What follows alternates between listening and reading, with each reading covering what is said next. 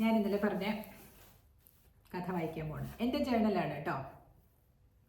ഞാൻ Indian rupee എന്ന് പറഞ്ഞ സിനിമ കണ്ടു കഴിഞ്ഞതിന് ശേഷം എഴുതിയതാണ്. ഇപ്പം ഞാനിത് വായിക്കാൻ കാരണം എന്താണെന്ന് വെച്ചാൽ, എമ്പുരാൻ എന്ന് പറഞ്ഞ സിനിമയുടെ വിവാദങ്ങളൊക്കെ ഇങ്ങനെ കത്തിപ്പടരുമ്പോൾ ഞാൻ പൃഥ്വിരാജിനെ പറ്റി ഓർത്തു.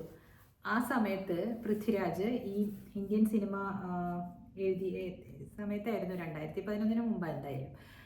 അത് കാണുമ്പോൾ എത്ര സിമ്പിളായിട്ടാണ്, അതിനകത്തൊരു ബ്രോക്കറായിട്ടാണ് അഭിനയിക്കുന്നത്. അപ്പോൾ ബൈക്കിൽ ഇങ്ങനെ പോകുമ്പോൾ ബൈക്ക് എൻ്റെ ഫ്രണ്ടിൽ വേറെ ആരോ ഓടിക്കുന്നത്, ഇദ്ദേഹം പുറയിലിരുന്നിട്ട് ഇങ്ങനെയൊക്കെ കാണിക്കുന്നത് ആ സാധാരണക്കാരൻ്റെ ഒരു മാനറിസംസ് ഒക്കെ ഉള്ള ഒരു ചെറുപ്പക്കാരൻ. എനിക്ക് നന്ദനത്തിൽ അത് ആദ്യത്തെ ഒരു അഭിനയമായതുകൊണ്ടും എന്നാൽ ഒരു നല്ല ഭംഗിയുള്ള മുഖമുള്ള ഒരു ചെറുപ്പക്കാരൻ എന്നുള്ള രീതിയിൽ പൃഥ്വിരാജിനെ ഇഷ്ടമായിരുന്നു ആ സമയത്തെല്ലാം.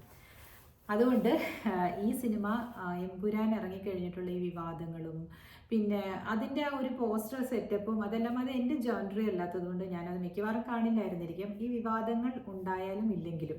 ബിക്കോസ് ഒരുപാട് വയലൻസ് എനിക്ക് താങ്ങാൻ പറ്റില്ല. മാർക്കോ എന്ന് പറഞ്ഞ സിനിമയൊന്നും ഞാൻ കണ്ടില്ല. അത് നല്ലതായിരിക്കാം. എനിക്ക് ഉണ്ണിമുകുന്ദൻ തന്നെ ഇഷ്ടമാണ്. അദ്ദേഹത്തിൻ്റെ മറ്റുള്ള മൂവികളെല്ലാം ഞാൻ കണ്ടിട്ടുണ്ട്. എത്ര നല്ല സിനിമകളിലൊക്കെ അഭിനയിച്ച ആളാണ്, എനിക്ക് ഇഷ്ടമാണ്.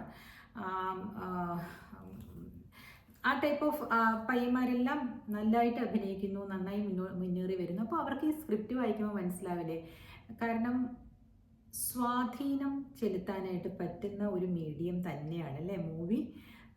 ലക്കി ഭാസ്കർ എന്ന് പറഞ്ഞ സിനിമയെ പറ്റി നമ്മൾ കഴിഞ്ഞ പ്രാവശ്യം ഞാൻ പറഞ്ഞില്ലേ, അതിൽ പണം ഉണ്ടാക്കുന്നു, അത് പല രീതിയിലും മറിച്ച് തിരിച്ച് അത് that is about speculations, market അറിഞ്ഞ് അങ്ങനെയൊക്കെയാണ് അതിൽ ചെയ്യുന്നത്. കുറേ അത്ര നല്ലതല്ലാത്ത ഒരു മെസ്സേജും അതിൻ്റെ അകത്ത് ഒളിഞ്ഞു കിടക്കുന്നുണ്ട്. പക്ഷെ അതിലുള്ള കറക്റ്റ് മെസ്സേജ് എന്താണ്, അത് ചെയ്യാൻ പാടില്ല എന്നുള്ളത് പറയുന്നുണ്ട്. അത് പക്ഷെ ആരും കേൾക്കുന്നില്ല അല്ലേ.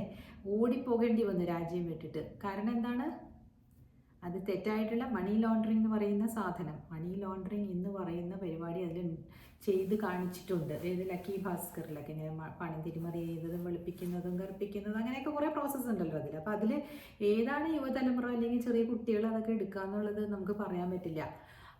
അവർക്ക് ആ പണത്തിനോടുള്ള, എപ്പോഴും പണം നല്ലൊരു എനർജിയാണ് കേട്ടോ, അത് ഒരിക്കലും നമ്മൾ നിഷേധിക്കുന്നില്ല. പണം എല്ലാത്തിനും അത്യാവശ്യമാണ്. അത് നമ്മുടെ മനസ്സിൽ എപ്പോഴും ഉണ്ടായിരിക്കുകയും വേണം. പക്ഷെ നല്ല രീതിയിലായിരിക്കണം. എങ്ങനെയാണ് നല്ല രീതിയിൽ സമ്പാദിക്കാൻ പറ്റുക എന്നുള്ളത് അന്വേഷിക്കണം. അതാണ് വേണ്ടത്. ഇന്ത്യൻ റുപ്പി എന്ന് പറഞ്ഞ സിനിമ കണ്ടു കഴിഞ്ഞിട്ട് അന്ന് ഈ രഞ്ജിത്ത് ഇങ്ങനെ വിവാദ നായകനോ വിവാദ പുരുഷനോ ഒന്നും ആയിരുന്നില്ല. അദ്ദേഹം വളരെ എന്താ പറയുക, നല്ല ഒരു സിനിമാക്കാരനായിരുന്നു അല്ലേ. നല്ല സിനിമകൾ എടുക്കുന്ന, നമുക്ക് ഇഷ്ടപ്പെടുന്ന. ആറാം തമ്പുരാനൊക്കെ എഴുതിയത് രഞ്ജിത്തല്ലേ. അതിനകത്തൊരു ആഢ്യത്വമുള്ള ഒരു ഇതല്ലായിരുന്നു അതിൽ. രസമായിരുന്നു അതൊക്കെ കാണാനായിട്ട് അല്ലേ, മോഹൻലാലിൻ്റെ ഇരിപ്പൊക്കെ. അപ്പം ഞാൻ എഴുതിയതാണേ, നിങ്ങളൊന്ന് ശ്രദ്ധിച്ച് കേൾക്കണം. എൻ്റെ കഥയും ഉണ്ട് ഇതിനകത്ത്, അതുകൊണ്ടാണ് ഞാൻ എഴുതിയത്. ഇത് ഞാൻ എഴുതിയത് 29/10/2011. പ്രിയപ്പെട്ട രഞ്ജിത്തിന്, സിനിമകൾ എനിക്കെന്നും ഹരമാണ്. അത് തുടങ്ങി വെച്ചത് എൻ്റെ അച്ഛൻ്റെ രണ്ടാമത്തെ പെങ്ങളായ ശാന്താൻ്റിയാണ്. ശാന്താൻ്റി പ്രീ ഡിഗ്രി എല്ലാം കഴിഞ്ഞ് വീട്ടിൽ നിൽക്കുന്ന സമയം. ഞാൻ അന്ന് 7-8 വയസ്സുള്ള കുട്ടി. ശാന്താൻ്റിയുടെ നിഴലായി നടക്കും. പാടത്തും പറമ്പിലും തോട്ടിലും കനാലിലും എല്ലായിടത്തും ഞാനും കാണും. വിക്രമാദിത്യവും ആദിത്യനും വേതാളവും പോലെ. ശാന്താൻ്റിയും ആൻറ്റിയുടെ സമപ്രായക്കാരായ കസിൻസും ചേർന്ന് സിനിമയ്ക്ക് പോകാൻ പ്ലാൻ ചെയ്യുമ്പോൾ ഞാനും തൊണ്ട കീറി കരയും കൂടെ പോവാൻ. ഒടുവിൽ സഹി കെട്ട് അവരെന്നെയും കൂടെ കൊണ്ടുപോകും. മനസ്സിൽ പച്ച പിടിച്ച് കിടക്കുന്ന ഒരു സിനിമയുണ്ട്, ശരപഞ്ചരം. അതെനിക്ക് ആ പ്രായത്തിൽ കാണാൻ കൊള്ളാത്ത സിനിമയാണെന്ന് അവർക്ക് ബിറ്റ് നോട്ടീസിൽ നിന്ന് മനസ്സിലായില്ല എന്ന് തോന്നുന്നു.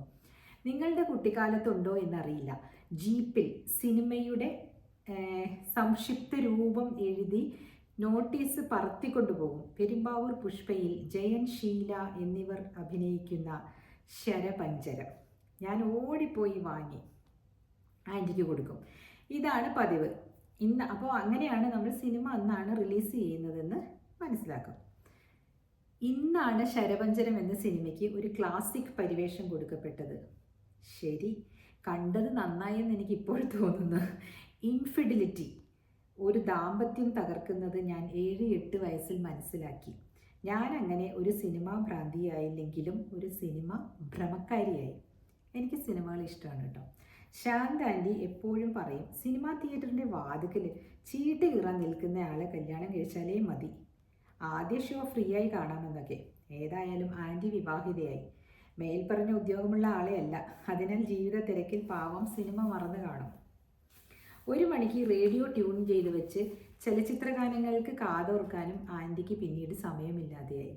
അതിനു പകരം ഈ പാവാടക്കാരി ഞാൻ രതീഷിൻ്റെ ആരാധികയായി. രതീഷും റാണി പത്മിനിയും ഭാര്യ ഭർത്താക്കന്മാരായി അഭിനയിച്ച തുഷാരം എന്ന സിനിമയിലൂടെ ഞാൻ ബാലൻ കെ നായർ എന്ന വില്ലന് വെറുത്തു. രതീഷ് ഡയാന രാമചന്ദ്രനെ വിവാഹം കഴിച്ചപ്പോൾ നാനയിൽ വന്ന ചിത്രം നോക്കി ഞാൻ നെടുവീർപ്പിട്ടു. അതോ കരഞ്ഞോ? അതെനിക്ക് കൃത്യമായി ഓർമ്മയില്ല. കരഞ്ഞു കാണും, എന്നാലും ഞാൻ സമ്മതിക്കുന്നില്ല. ഇപ്പോൾ നാണക്കേടല്ലേ. ഞാൻ ഇന്ത്യൻ റുപ്പി കണ്ടുവന്നപ്പോൾ മുതൽ എഴുതണമെന്ന് കരുതിയതാണ്, നടന്നില്ല. പിന്നെ എൻ്റെ സുഹൃത്തുക്കളായ ബെന്നിയുടെയും മിലിയുടെയും മകനായ കെവിനെ കുറിച്ച് എഴുതിയത് ഞാൻ വായിച്ചു സന്തോഷിച്ചു. അത് രഞ്ജിത്ത് ഒരു ആർട്ടിക്കിൾ എഴുതിയിട്ടുണ്ടായിരുന്നു മാതൃഭൂമിയിൽ, അതിനെ പറ്റിയാണ് കേട്ടോ.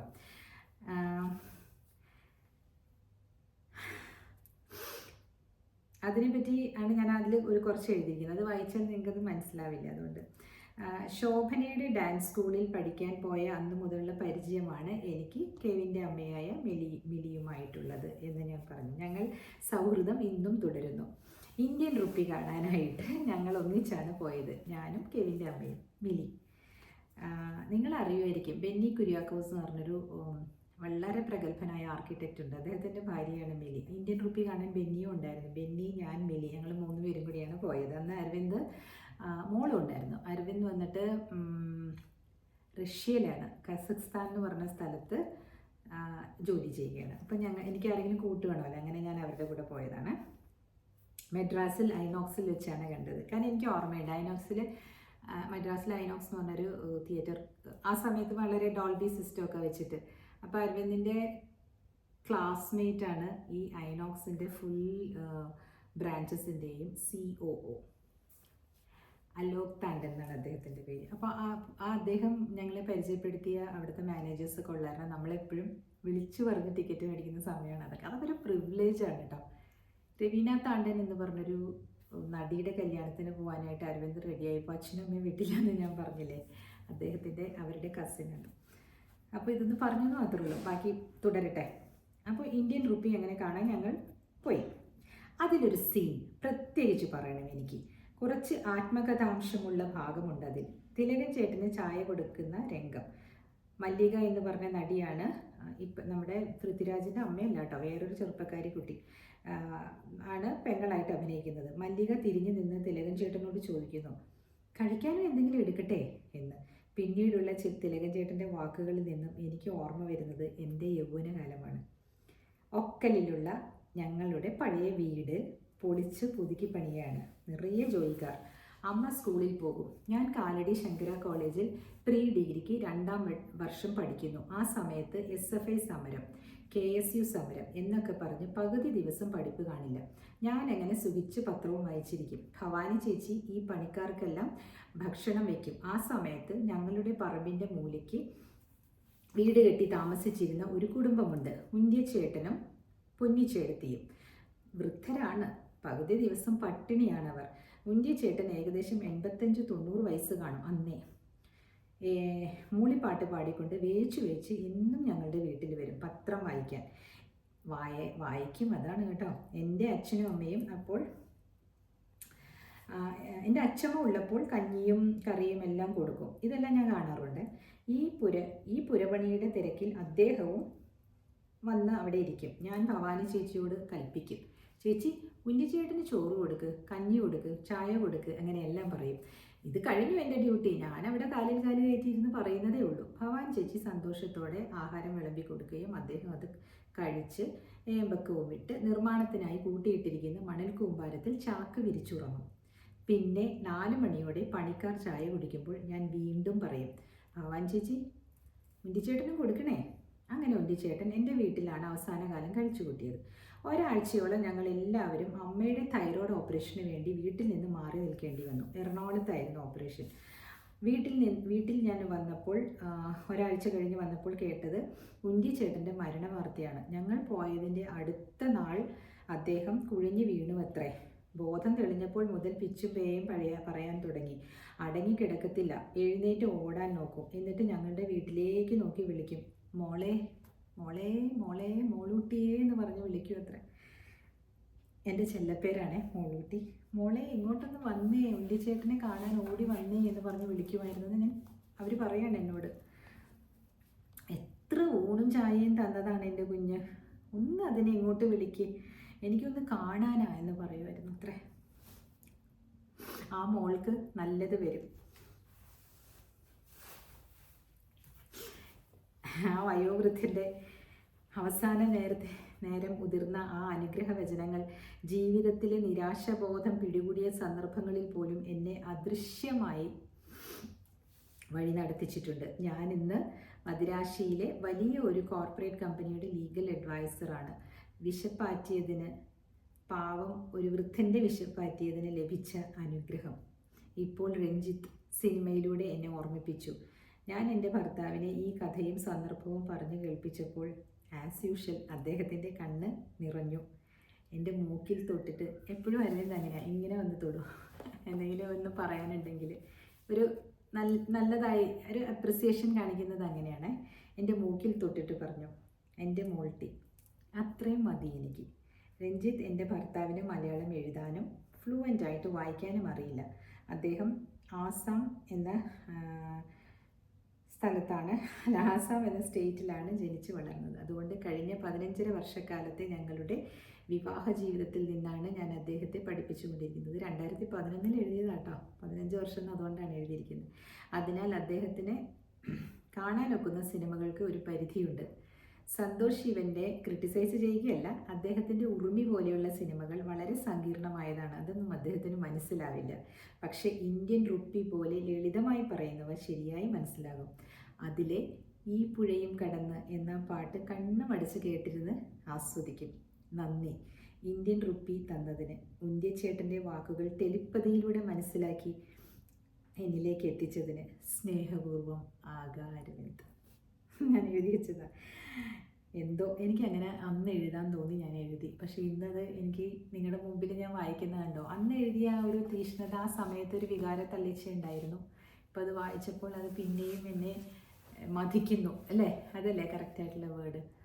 നമ്മൾ ഒന്നും അറിഞ്ഞിട്ടല്ല കേട്ടോ, അതൊക്കെ അറിയാതെ ചെയ്തു പോകുന്ന നന്മകളാണ്. അത് വലിയമ്മച്ചി, ഞാൻ പറഞ്ഞില്ലേ, അച്ഛൻ്റെ അമ്മ ചെയ്യുമായിരുന്നു. പിന്നെ എൻ്റെ അമ്മയും പറയുമായിരുന്നു, അവർക്ക് ചേട്ടൻ വരും ഭക്ഷണം കൊടുക്കണേന്ന്. എല്ലാവരും എൻ്റെ ചേട്ടനാണ് വിളിക്കുക. ഇപ്പോഴും ആ ചേട്ടൻ്റെ മകനുണ്ട്, നാരായണൻകുട്ടി ചേട്ടൻ, അവിടെ താമസിക്കുന്നുണ്ട്. അദ്ദേഹം നല്ല ഇതിലേക്ക് ആയി ഇപ്പോൾ. അന്ന് അവർക്കും ജോലിയൊന്നും ആയിട്ടുണ്ടായിരുന്നില്ല. ഇപ്പോൾ വില്ലേജ് ഓഫീസറൊക്കെ ആയി. എൻ്റെ മക്കളും നന്നായിട്ടൊക്കെ ജീവിക്കുന്നു. വളരെ സ്നേഹപൂർവ്വമാണ് ഞങ്ങൾ ഇടപെടുന്നത് ഇപ്പോഴും. പക്ഷേ എൻ്റെ മനസ്സിൽ ഇപ്പോഴും ആ നിങ്ങൾ ശ്രീനാരായണ ഗുരുവിൻ്റെ ഫോട്ടോ കണ്ടിട്ടില്ലേ, ഏകദേശം അതുപോലെ ഉണ്ടാവും ഞങ്ങളുടെ ഉണ്ണിച്ചേട്ടൻ. സോ ഇന്ന് ഞാൻ ഉണ്ണിച്ചേട്ടന് വേണ്ടിയിട്ട് ഇത് സമർപ്പിക്കുന്നു. പൃഥ്വിരാജിനെ എനിക്ക് ഈ സിനിമയിൽ എനിക്ക് കാണാൻ തോന്നുന്നില്ലാത്തതുകൊണ്ടാണ് ഞാൻ പോകുന്നില്ല. അതുപോലെ ആടുജീവിതവും ഞാൻ കണ്ടില്ല. എനിക്ക് അതൊക്കെ കാണുമ്പോൾ വല്ലാത്തൊരു വിഷമമാണ്. അതൊക്കെ കലയാണ്, കാണണം എന്നൊക്കെ എല്ലാവരും പറയും. എനിക്കറിഞ്ഞൂടാ. അതുകൊണ്ട് ഞാനത് കാണാനായിട്ട് ഞാൻ പോയി. വളരെ സാധാരണ രീതിയിലും ചിന്തിക്കുന്ന ആളാണ് കേട്ടോ. എനിക്ക് സങ്കടപ്പെടുന്നതൊക്കെ പോയി കാണാൻ ഭയങ്കര ബുദ്ധിമുട്ടാണ്. അപ്പോൾ നിങ്ങളെല്ലാവരും എമ്പുരാൻ കണ്ടോ? അതെല്ലാം ഓരോരുത്തരുടെ ഇഷ്ടമാണ് കേട്ടോ, കാണുന്നതും കാണാതിരിക്കുന്നതും അതിനെപ്പറ്റി സംസാരിക്കുന്നതും അതെല്ലാം എല്ലാവരുടെയും ഇൻഡിവിജ്വൽ ചോയ്സ് അല്ലേ അത്. ചിലർക്ക് ഇഷ്ടമായിട്ടില്ല എന്ന് പറഞ്ഞു, ചിലർ പറഞ്ഞു ഇത് നല്ലതാണ്, അതൊരു പീസ് ഓഫ് ആർട്ടായിട്ട് കാണുമോ, അല്ലേ? ഹോളിവുഡ് മൂവീസിലൊക്കെ അങ്ങനെയല്ലേ എന്നൊക്കെയാണ് ചോദിക്കുന്നത്. ആ ഒരു ഇതിൽ ഇവിടെ എടുത്ത് കാണുകയെ, അത് നമ്മളെപ്പോലുള്ള സാധാരണക്കാർക്ക് നമുക്ക് ഈ പറഞ്ഞ പോലെ ഒരു ഈ പുഴയും കടന്ന് ആ പാട്ടൊക്കെ ആയിരിക്കും ഇഷ്ടമാവുക. അല്ലെങ്കിൽ നമ്മുടെ സത്യനന്ദിക്കാട് മോഡൽ മൂവീസൊക്കെയാണ് നമുക്ക് ഇഷ്ടമാവുക, അല്ലേ? അത് കണ്ടാലാണ് നമുക്കൊരു തൃപ്തി ഉണ്ടാവുക. ഇവിടെ ഒരു ഖനം വെച്ചിട്ട് ഇറങ്ങി വരാനായിട്ട് എനിക്ക് ഭയങ്കര പാടാണ്.